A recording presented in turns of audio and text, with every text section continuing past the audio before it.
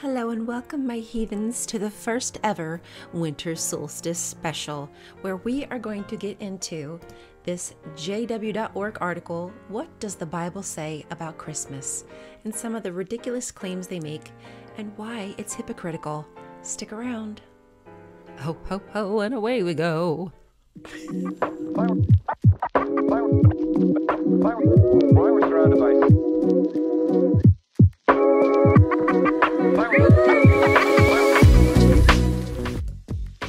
Merry solstice, my babes. Let's talk about some of the reasons the Jehovah's Witnesses give that they do not celebrate Christmas and why they are just ludicrous. Let's get into it. The Bible's answer. The Bible does not give the date of Jesus' birth, nor does it say that we should celebrate his birthday. As McClintock and Strong's Encyclopedia states, the observance of Christmas is not divine appointment, nor is it of New Testament origin. Okay. Instead, an examination of the history of Christmas exposes its roots in pagan religious rites. The Bible shows that we offend God if we try to worship him in a way that he does not approve of. Y'all, we have got to get into it. We're going to leave it at face value there, but we are going to get into why that is just ironic AF. Let's go through these, the history of Christmas customs, but I just want to say this is going to be a quick video. I'm going to run through these. Their reasons are fine. It's just their excuses as to why these are bad or wrong or pagan or other is what the problem is, and very hypocritical. Number one, celebrating Jesus' birthday. The early Christians did not celebrate Jesus' birth because they considered the celebration of anyone's birth to be a pagan custom. Can't say I disagree with you. Pagan, on your definition, depending on your definition, is something other than what's traditionally accepted. So, traditionally, to the Jewish people, to Yahweh, who set the standards, who wrote the commandments with Moses, Jehovah's Witnesses would be pagan. Ugh. Sorry to break it to you, buddy. Number two, December 25th. There is no proof that Jesus was born on that date. Church leaders like to choose this date to coincide with pagan festivals held on or around the winter solstice. Well, you know what, buddy? 2 points for you, because I have to say, yeah, that is why they did it. The Constantine, they moved the date back in 300 and something because it would be easier to get converts that way from whatever religion it was, specifically if there were religions celebrating traditions around that time, which they would, because winter solstice is very important. Mithras, Dionysus, I mean, these are all festivals happening at that time. Harvest, it's important. These are like cycle of life festivals, death, rebirth. Oh, that's right, death and rebirth. Jesus. Interesting. Okay. Number three, gift giving, feasting, partying. The Encyclopedia Americana says, Saturnalia, a Roman festival celebrated in mid-December, provided the model for many of the merrymaking customs of Christmas. From this celebration, for example, we're derived the elaborate feasting, the giving of gifts, and the burning of candles. Oh, you filthy heathens. Disgusting. You're so disgusting. The Encyclopedia Britannica notes that all work and businesses were suspended during Saturnalia. I can't disagree with you there, J-Dubs. It sounds like you've actually done research for once in your freaking life. I have a friend, Pat Lowinger. He is an archaeologist, super smart. We were just talking about Saturnalia, gift giving. Yeah, these are traditions that got passed down.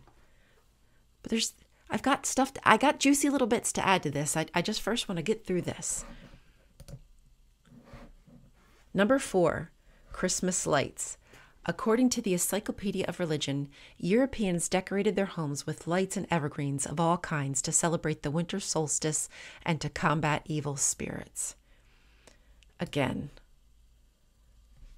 this time of year, evergreens are going to be some of the only plants, bushes, trees that are surviving. So yeah, you probably bring them indoors and look at the greenery because there's not much green outside. There's probably a lot of dead outside, maybe even a lot of white, maybe a lot of snow. So it's nice, as you can see here, to have green indoors. That's bad, J-dubs. That's a problem. You guys believe in evil spirits, don't you? Isn't that right? You believe they come and possess items? But it's so wrong if I chose to bring in some evergreen from outside to place in my home to protect me from those evil spirits that I too believe in. I don't, hypothetically speaking. Right? It's just such double talk. It's so hypocritical. You piss, sorry, I hate to say it, but you're pissing on other people's Cheerios. And meanwhile, you're just pouring another box of the same damn Cheerios and... What a great analogy.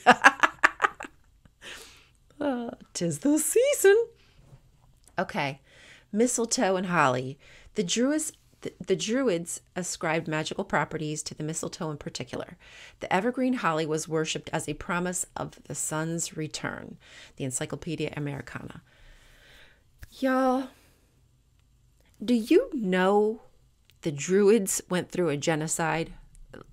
Like, do the Jehovah's Witnesses get some of the words? Like, do they get the words that are coming out of the mouth? The evil, hateful diatribe, the vitriol that comes out of their mouth about other people groups who are, I don't even know, wiped off the face of the earth? Oh, the Druids, they ascribe magical properties to a plant. It's medicinal. Yeah. There's a lot of wonderful things. Let's just show it real quick. You can take a look for yourselves, search it up, the history of mistletoe to the Druids, just to people in general for its benefits. And obviously, like, I'm not an expert on mistletoe, so please don't go ingesting mistletoe. But what I'm saying is, yeah, these plants were sacred.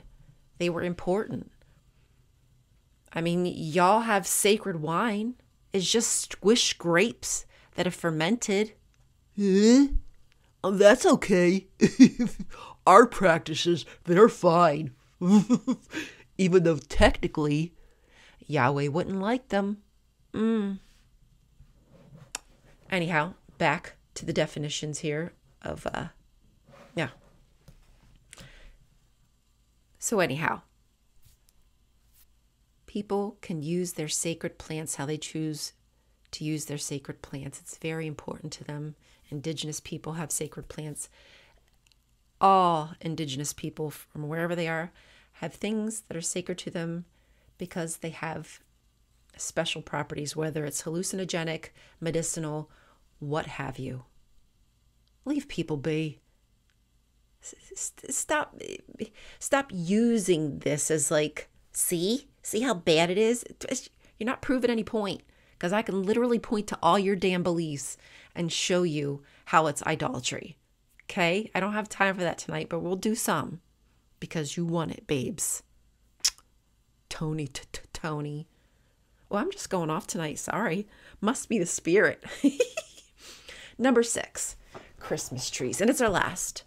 Tree worship, common among the pagan Europeans, survived after their conversion to Christianity. One of the ways in which tree worship survived is in the custom of placing a Yule tree at an entrance or inside the house in the midwinter holidays. Encyclopedia Britannica. Yes, I agree with you. Tree worship was important. We're going to go to a little slide here. And we're just going to show you a little pagan imagery, if you will, if you can follow along. Do you notice anything on this goblet on the top right? Goblet from a Phos temple. If you look closely, you'll see a menorah. It's in the shape of a tree. It's basically shaped like a tree. And do you know what this imagery is of? Asherah, the goddess. Yeah, the one that's mentioned in the Bible, the Asherah pole. Yeah, it's Asherah. I admit it. This is a long traditional history of worshiping the goddess. Plant worship, Mother Earth worship. You know, the home that we all live on and share, that takes care of us, that gives us everything we need, supplies us with nutrition. Yeah, the air. Oh.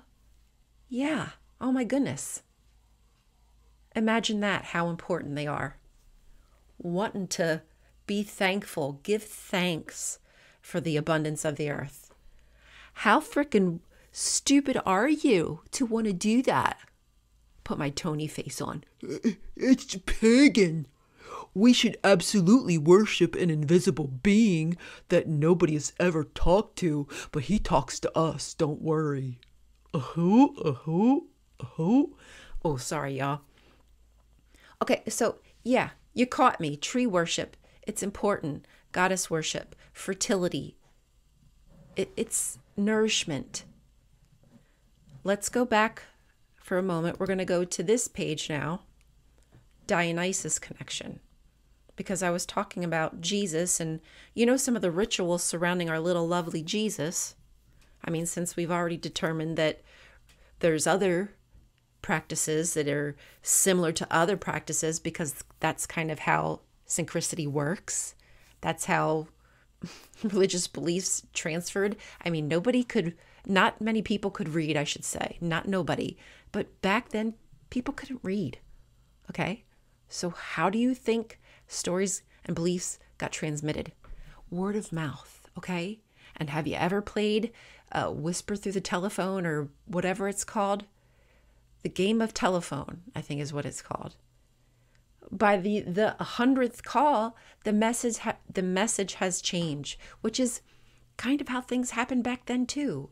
Yeah, I think absolutely that like the Israelites were pretty good with some of their oral stories. But guess what? When it came to writing it down on paper, doesn't mean that it was sticking to the oral tradition. I mean, yeah, we could hope so, but things change. So you can't just other everybody else to make yourself look special. That's supremacy. Tony, Stephen, Samuel. Okay? It's wrong to do that to people, to other them and to dehumanize them. Because then you can just say things like, we don't care if you die during Armageddon, right? That you're just dreaming of floating around on your helicopter looking down on the burnt hot dog legs. Armageddon. We don't do that, Tony. We don't treat people like that. Okay, I want to get off my high horse. But if y'all are interested, you should look up the Dionysus Connection. I'll put links for some of this stuff in the description.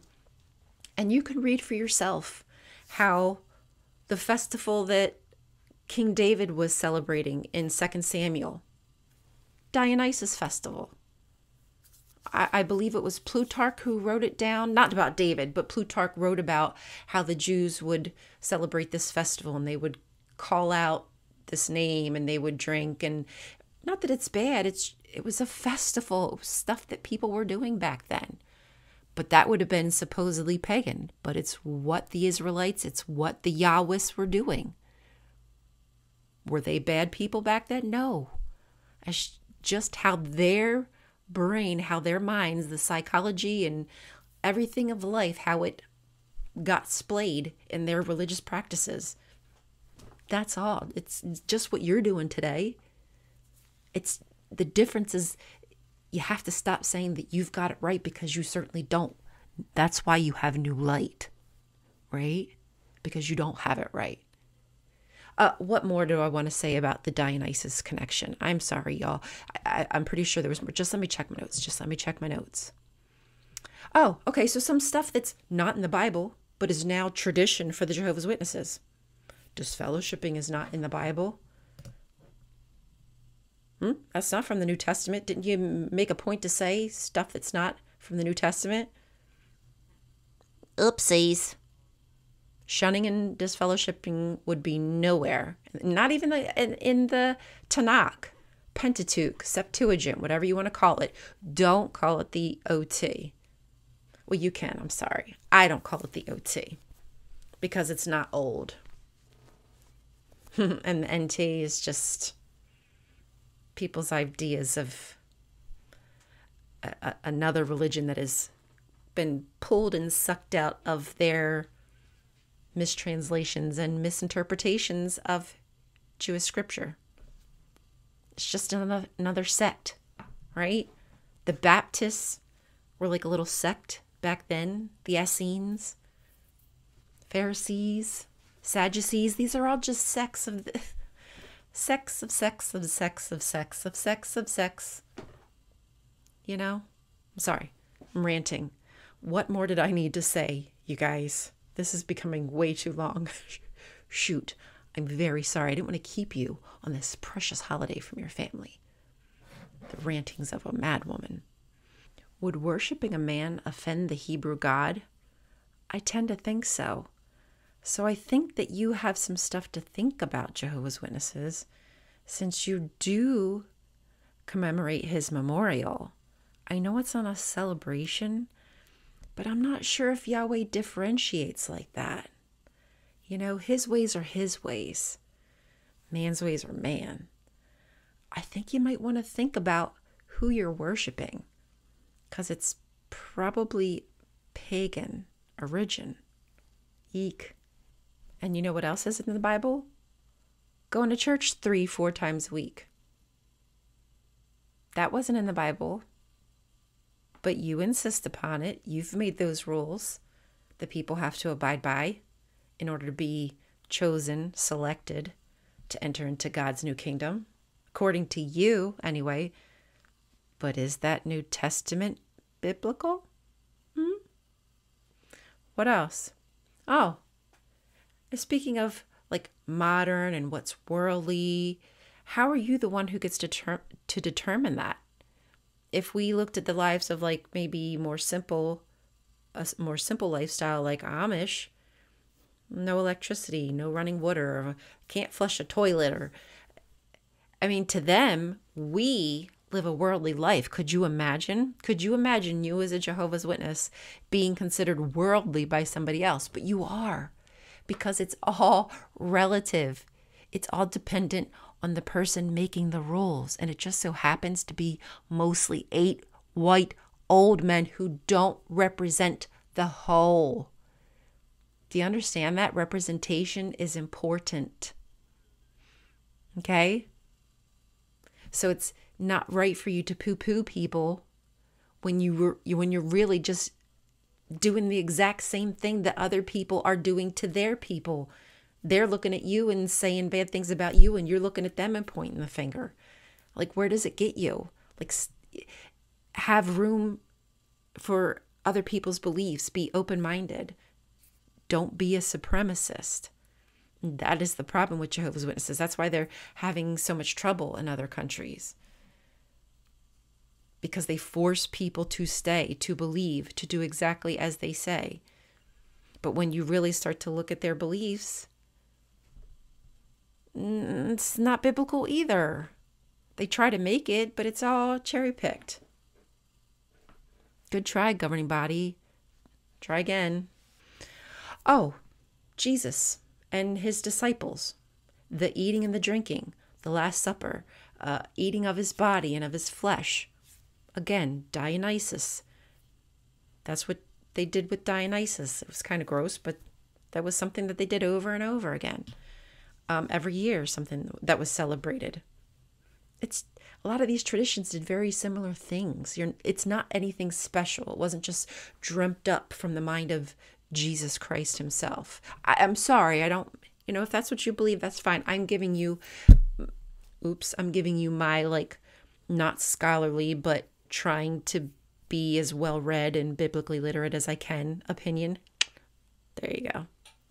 what I would say is I hope that the information I give you makes you want to do your own research and figure it out for yourself, why this is just so hypocritical. There are excuses for why this is pagan or bad when everything's borrowed from everybody. Okay, I think that I'm kind of going to wrap it up here. Oh, one more. That's not in the Bible. Jesus never asked for money. That was not Jesus's thing, right? Actually, he went into the temple and was flipping tables. And you know why I believe that he was flipping tables? And a good friend explained something to me that I had never thought of. Return Caesar's things to Caesar's and God's things to God. Now that placated whoever it was who asked him that question. I forget who it was, if it was a Pharisee or whatever. They're always trying to paint the Pharisees bad. Pharisees are cool as shit, man. Like, chill out, bro. I think the Pharisees are where we have rabbinical Judaism as it stands today, because everybody else was wiped out. They wiped out the Essenes, the Sadducees, and everything. So we should be thankful for the Pharisees, because otherwise, y'all, Christian religion wouldn't have a leg to stand on, right? Because that's the reason your religion is able to be such a solidified religion, is because it was hanging on to another god, something that already had some history in the books. So remember that. And now I have to remember where the hell it was. I got to cut that out. So yeah, back to it. Jesus in the table, return Caesar's things to Caesar. So the money changers, right? Jesus was pissed at the money changers. On those coins would be another god's image, would be Caesar's image. And on the flip side would be probably Sol Invictus, just a guess. But that is, to me, what Jesus meant. Get that out of my temple. Like, we don't even want you here, Rome. We don't want you on our land. We don't want you in our temples. We don't want your money. And that's probably a bit harsh, because there are Jewish people who live in Rome, right? But I think Jesus was a rebel. He was down for his God. He wanted it to be like, I mean, he wanted to share it, supposedly. He wanted to share it with the world, but you still had to practice how he practiced. And nothing, as I feel, the Paulines, which is what I feel Christians are today. They're not Christians. They worship Paul's way. It would be completely different. First century Christians would have been completely different. At least Jesus' little small group would have been different, until Paul took it and made it a money-making machine. His ministry, door-to-door selling sin and forgiveness, door to door. Anyhow, geez, I'm getting off track. I'm so sorry, guys. I said this so many times. I probably have to do some really good editing, or maybe I won't. Maybe I'll just let you guys suffer seeing my brain work through stuff, and we'll see how it goes. I'll probably have some really bad drops in the video. I want to thank everybody for who's been following my journey, new subscribers. All the support and love is really important to me. This community is really super cool and supported. And I just want to give a gentle reminder to try not to judge people too harshly. You know, you don't know what people are going through. And this might be, this community might be all that they have. And I don't like shunning. I don't like ostracization.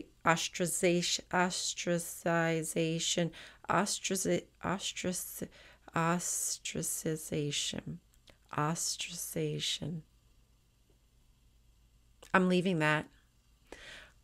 I don't like it. Okay, but that's all, folks. I don't like it. Now, everybody has boundaries, but I'm just asking everybody to have kind hearts, forgiveness, and remember that Jesus loves you as I love you. Oh, goodness. I got to take it back to the old hat here for the winter solstice. Yeah, I know this is more Christmassy than winter solstice. But whatever it is that you celebrate, if it's Hanukkah, if it's Christmas, if it is winter solstice, if it's Saturnalia, Yule, what have you, I want you to enjoy it. Enjoy the time you have with your friends and family. And if you're at home and you just have a community online, enjoy that community online. That's cool too. I have a lot of people in the community I love and I appreciate. So it's not always about like the family that you're born into. It's the family you choose, right? Okay, y'all. I'm going to let you to it. Oh, Happy New Year. Happy New Year to you. The New Year's coming. Hopefully I'll see you before the New Year. I hope I put a video out before the New Year. But just in case I don't, Happy New Year. I love you, apostates. Stay strong. We won in Norway, so I mean, we've already got like a super great gift for the holidays. Celebrate good times. Come on. Don't celebrate. Okay. Now I'm done. Bye.